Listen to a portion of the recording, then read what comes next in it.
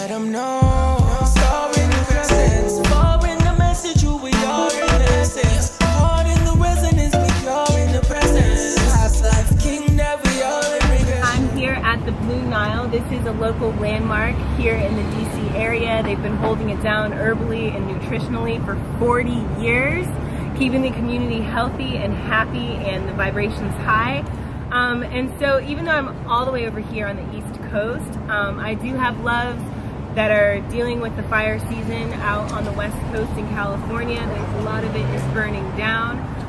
If fires aren't necessarily relevant to you where you're at, these herbs that I'm going to go over right now are also good for smokers, and they're also good for people who live in an area with a lot of exhaust pollution or whatever. So the first thing about fires and fire season is that fires aren't necessarily a negative thing. I know it's very stressful for people, but you know, fires are necessary for the West Coast ecology. So, you know, embrace it, it's part of nature. First thing is a respirator mask. People need to have N95 or N100 respiration masks with 2 straps for proper protection from particulates in the air, such as carbon monoxide, formaldehyde, and some other thing that I can't pronounce. The other masks got the dust masks and surgical masks.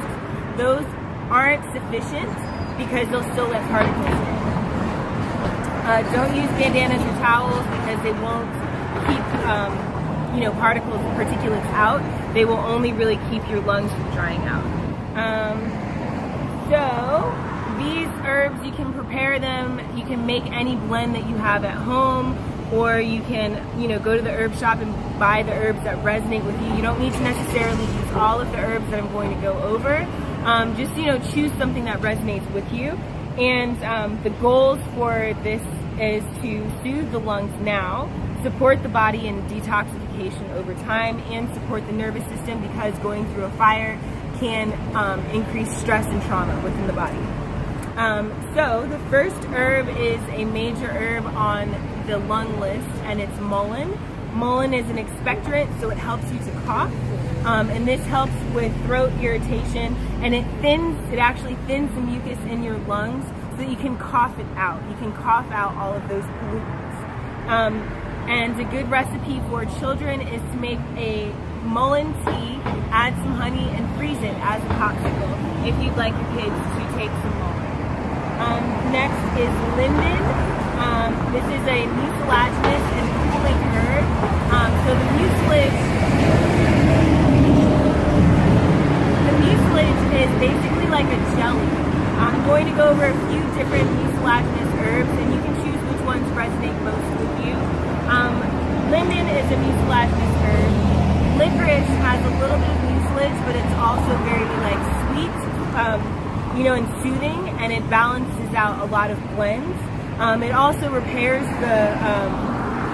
it accelerates the repair of the linings in your lungs, and it's anti-inflammatory and immune boosting. So licorice is a good addition to your blend.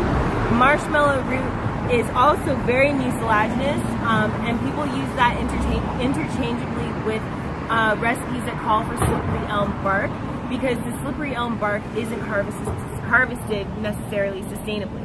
The only difference between marshmallow root and slippery elm bark, though they're both mucilaginous, is that marshmallow root needs to be prepared in a cold infusion. So you wouldn't make a hot tea with it.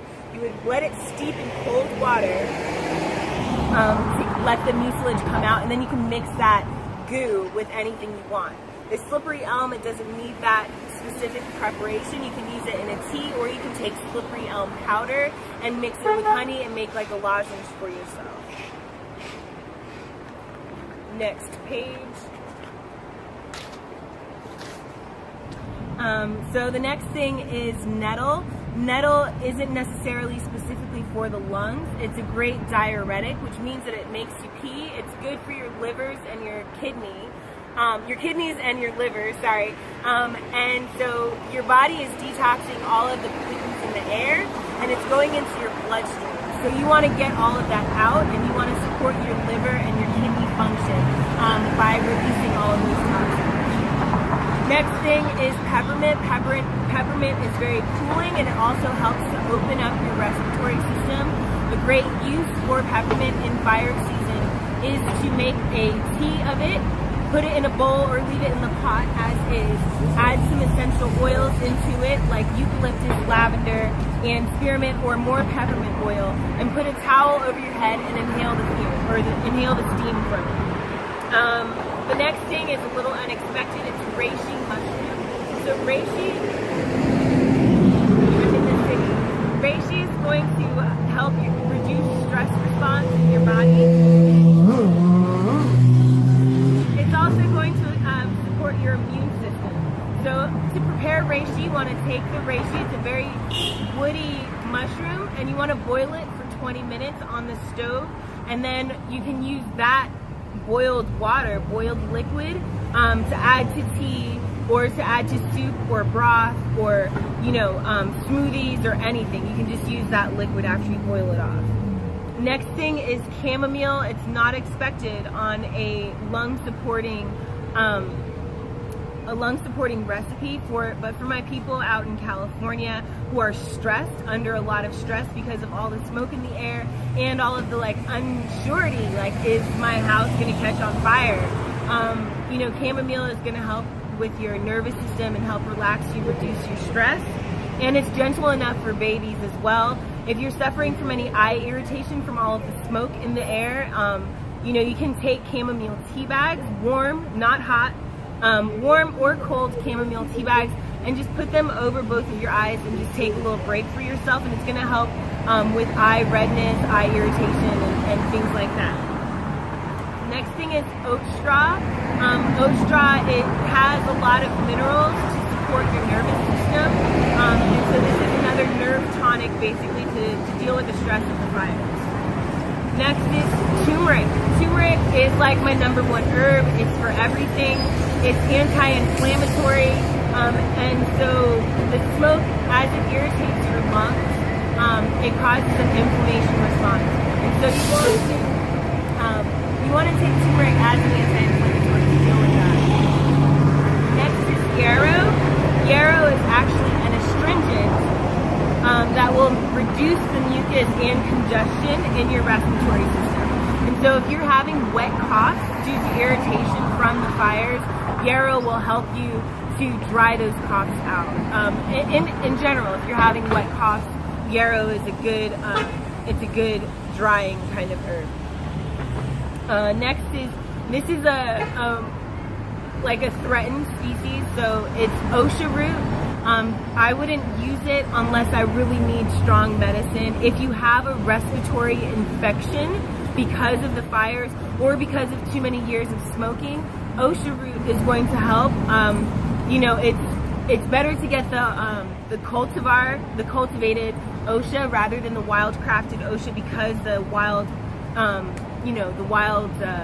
supply is threatened right now. So if you can find some osha root, you don't need a lot, just a little bit.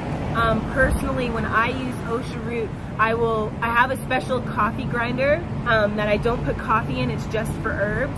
And so I'll grind the osha root into a powder. First I wash it first, because it comes and it's always dirty when you get it, which is fine, it's good. But I wash it as best I can. I let it dry out, and then I put it into my herb coffee grinder, and I grind it into a powder. And then I take that powder, you may have seen an old video of mine, I take that powder and I mix it 1-to-1 with honey, and I let it sit in my medicine cabinet. That is my medicine. If I'm really, really sick or have an infection, I use that osha honey. Next one is elecampane, or elecampane, depending on how you pronounce it. And it's an expectorant for the lower lungs. So especially for smokers, you have years and years and years of carcinogens built up in your lungs. Firefighters, anyone who's on the front line of a fire and who has smoke deep in their lungs, elecampane is going to help you to cough it up and release it. And it also dries out wet coughs. And the last on the list for the fire season, or for smokers, or for people who live in urban areas with lots of cars, is milk thistle.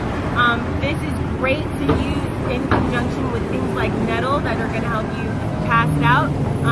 Milk thistle is great for your liver. And as I said before when I was speaking about nettle, as you're taking in, breathing in all of these toxins, it is going into your body, and your liver and your kidneys are trying to process it out.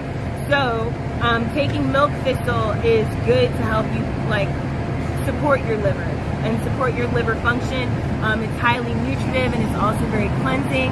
The best way to use milk thistle is to buy the whole milk thistle seeds and then grind them up at your house fresh. When you're about to use it, add it into your smoothies, add it into anything you may bake or eat or whatever.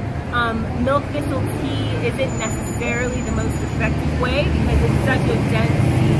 And that's it. I hope that you all enjoyed this little video, and I hope that you can use these herbs any way you feel called to support your own health and your own journey.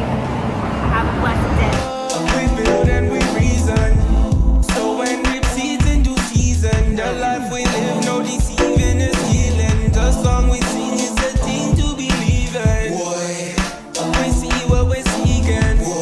No need to feast with the heathen. Stretch out the wings and awaken. The kings and queens of our nation. To receive I grow. Man of it turn every key and stone, yo.